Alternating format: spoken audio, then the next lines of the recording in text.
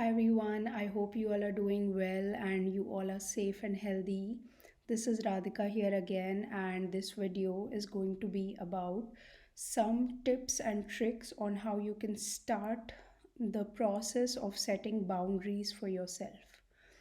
So, this suggestion was given by Zia Ur Rahman on one of my previous videos, and she had asked some ways in which she can start setting good boundaries in her life. And being on this journey and reading so many comments, I know for a fact that many people who are highly empathetic, who have grown up with narcissistic parents, borderline parents, we have struggled in our childhood to put up correct boundaries. And that is because, mostly because, our parents had no concept of what is a boundary. They still might not have a concept of what is a boundary, what does it look like, what it means, what it means to implement one, should you have a boundary. So all of these concepts might be very alien to our parents, and that's why while we were growing up, we did not learn about these concepts at all. And that's why we kind of lack the skill of putting these in place. um, so, first of all, I would, if you are starting out on this process of putting boundaries, you will have to work a little bit on changing your psychological conditioning around what is a boundary. So maybe when you were growing up, your parents always told you people who stood up for themselves, who spoke for themselves, who were very outspoken, who shared their opinion, told their opinion, shared their mind, what's on their mind, had an opposing view. Such people were the bad people, and people who were obedient, who listened always to other people without questioning, who did things for others without questioning, who did not expect things in return, who did not expect their voice to be heard, etc. These were the good people. So, if you have this sort of a conditioning, firstly, you will have to change that conditioning for yourself. You might not be able to change it for your parents or for the family you grew up in or for the society you live in, but you will have to change it for yourself. And once you have done that first step of changing this process in your brain, then you can start taking some practical steps towards it. And it won't be easy because you will be met with a lot of resistance from your parents, from your family, from your friends. Whoever is not honoring your boundary, they will give you resistance. So, the first tip that I have is pretend to ignore, right? So maybe you're hyper vigilant and maybe you hear everything everyone says in your household or in your friend group, in your class, whatever.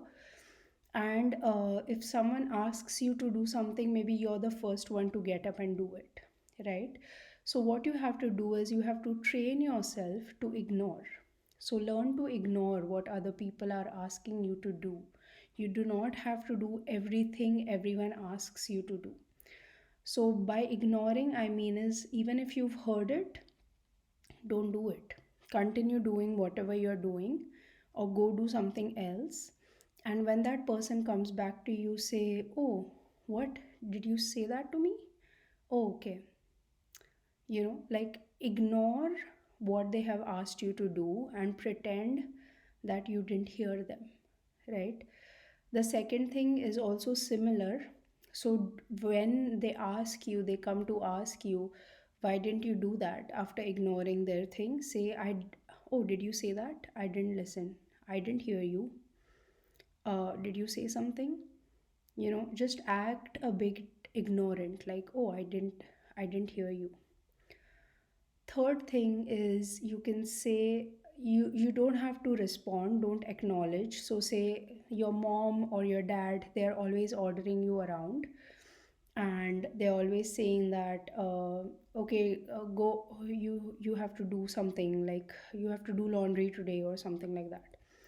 Now, obviously, I'm talking when your parents are narcissistic. If your parents are normal human beings where it is a two-way communication, then you don't have to do this. I'm talking only in terms where your parents are actual narcissists and you need to set boundaries with them. So, say they ask you to do something, you can actually forget about the task unless it's important, obviously. Say it's something about laundry, you can forget to do the laundry, and then when they come back to you, you can say, oh, it slipped my mind. Next time, can you remind me 2, 3 times because I have so much going on, it slips my mind. So, the third trick is you say that I forgot about it. Now, the fourth point is the main one that everyone on YouTube will tell you is that start saying no, right? But if you have grown up in a narcissistic family, that step might look very big to you to directly start saying no. And that's why I gave you the first 3 points: ignore, do not listen, and say you forgot about it.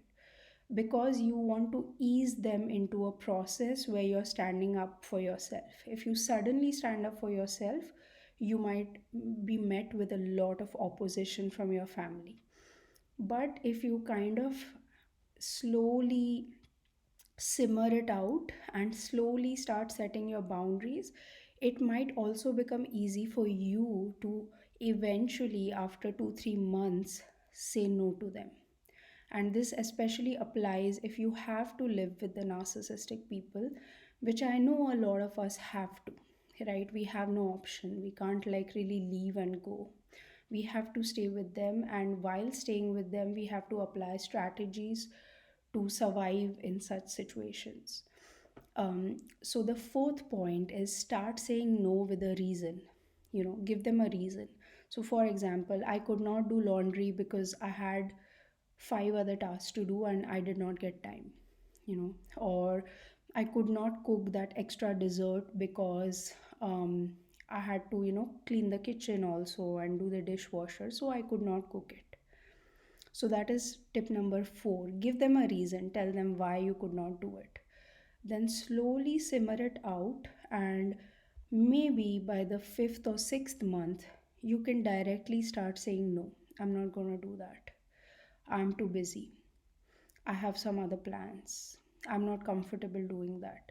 So you can give them such phrases, but if you directly do it, if you go from a people pleaser to a walled person overnight, it's going to be a big shift to the people who are around you, right? So you can either go that way, but that might also be difficult on you because it might stir up a lot of drama in your family. So what you can do is you simmer it out slowly, and then you want to reach a place where you can say no for something that you don't want to do. And so it is a bit of a process. It takes sometimes 3 months, sometimes 4 months, sometimes 6 months, sometimes a year, to get comfortable with it.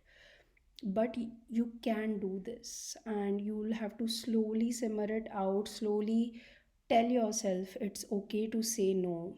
I can do this, I'm not being selfish. You'll have to have like a positive self talk while doing this, because maybe you were trained from your childhood to be like a chronic people pleaser, in order to get validation from outside or feel worthy of yourself. So yeah, these are some tips on how you can set boundaries with narcissists.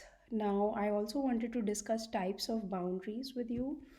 So the types of boundaries that I have thought of are: the first one is physical. So how much time, physical is obviously two dimension, time and space.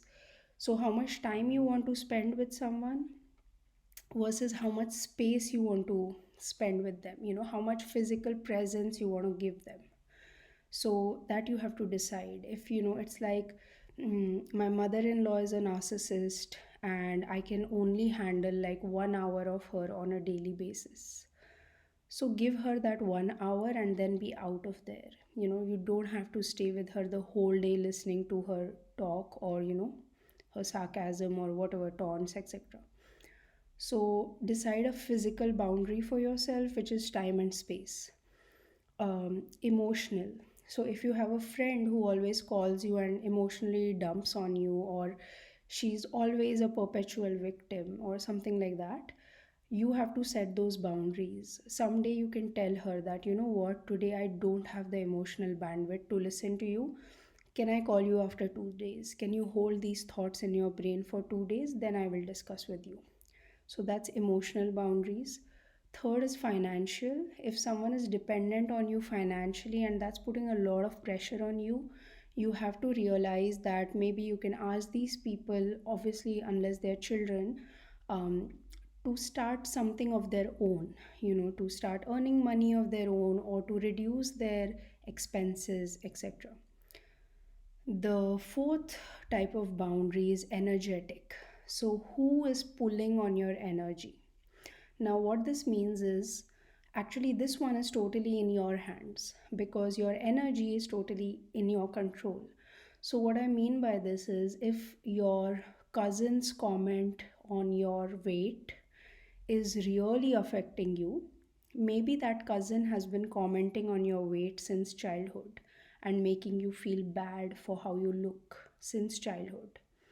So, what happens is if she is living rent free and if her comments are living rent free in your head, this is then your work to energetically cleanse her out of your energy field, right?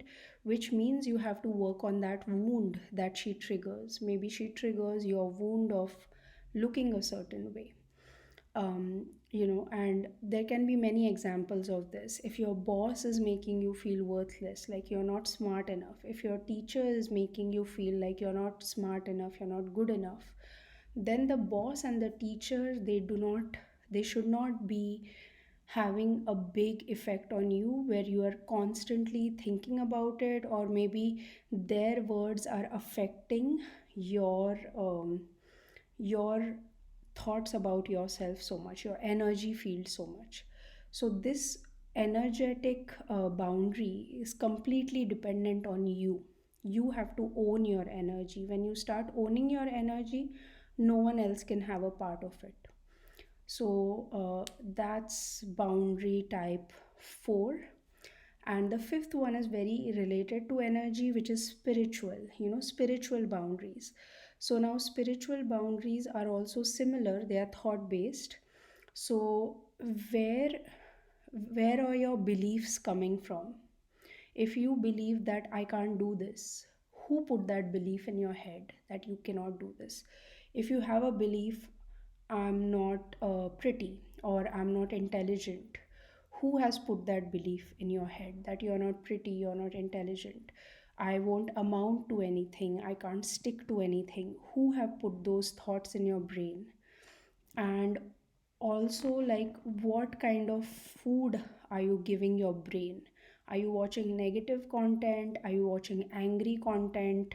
Are you watching like porn and bad, like so called, like dark things on the internet, uh, that spread paranoia, that spread fear, etc.? Or are you watching intellectual things, things that set you free, things that help you break patterns, things that empower you, etc.? So, all of these boundaries are in your hand, especially the energetic and the spiritual. No one else can control this for you. You have complete control over them. And you can work on yourself if you currently feel like you lack control on them. So, I hope this video was helpful to you and it helps you in some way. And as always, I wish you all a lot of love and a lot of light. Thank you. Bye.